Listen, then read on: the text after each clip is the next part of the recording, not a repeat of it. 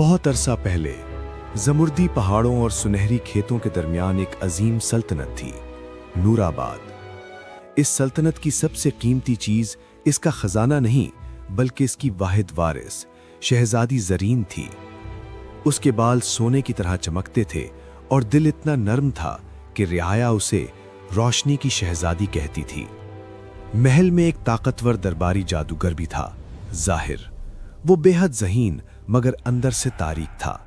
बरसों तक उसने बादशाह की खिदमत की, मगर आहिस्ता आहिस्ता उसके दिल में एक खतरनाक ख्वाहिश जन्म लेने लगी।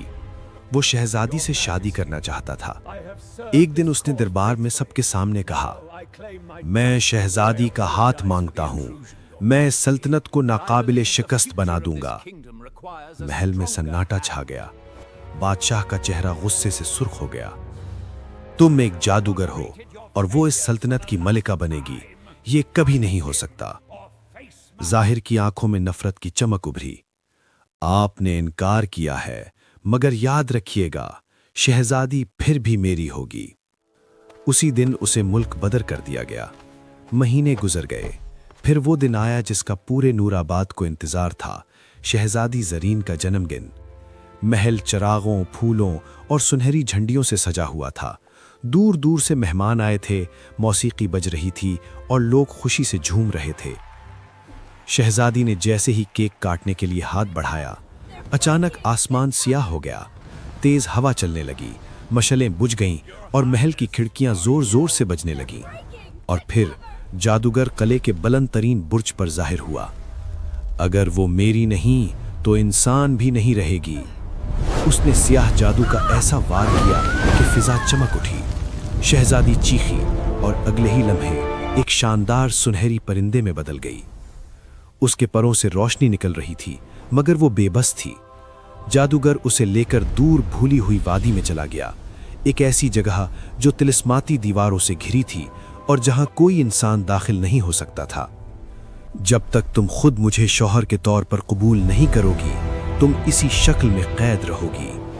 वो उसे एक सोने के पिंजरे में बंद करके चला गया। साल बीत गए, नूराबाद गम में डूब गया। बादशाह बूढ़ा और बीमार हो गया।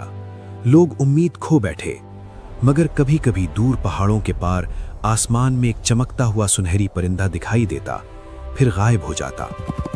इसी दौरान हमसाया सल्तनत का एक बहादुर शहजादा तैमूर शिकार के दौरान पहाड़ों में भटक गया। अचानक उसे एक अजीब सी रोशनी दिखाई दी।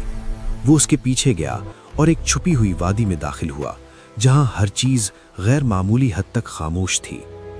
वादी के वस्त में एक सुनहरी पिंजरा था और उसमें वो परिंदे की आंखों में आंसू थे। शहजादा करीब आया तो परिंदा बेचैन हो गया, मगर भागा नहीं, जैसे उसे उम्मीद हो। तुम आम परिंदा नहीं हो, शहजादे ने आहिस्ता से कहा। अचानक जमीन लरजने लगी। जादूगर जाहिर हो गया। कोई भी मेरी कैद तक नहीं पहुंच सकता था, तुम कैसे आए?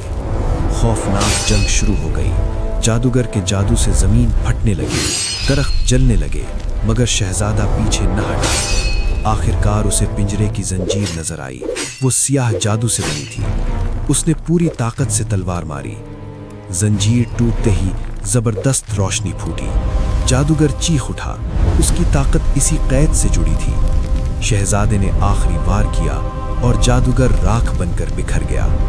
पिंजरा खुला, सुनहरी परिंदा बाहर निकला, आसमान की तरफ उड़ा और फिर एक चमकते हुए तूफान में बदल गया। रोशनी खत्म हुई तो वहां एक लड़की खड़ी थी, शहजादी जरीन। वो कमजोर आवाज में बोली, तुमने मुझे आजाद कर दिया। जब वो नूराबाद वापस पहुंचे तो पूरा मुल्क खुशी से झूम उठा। बादशाह ने बेटी को जिंदा देखकर सजदाए शुक्र अदा किया। कुछ अरसे बाद शहजादा तैमूर और शहजादी जरीन की शादी हुई। कहते हैं उनकी हुक्मरानी में नूराबाद दुनिया की सबसे खुशहाल सल्तनत बन गया।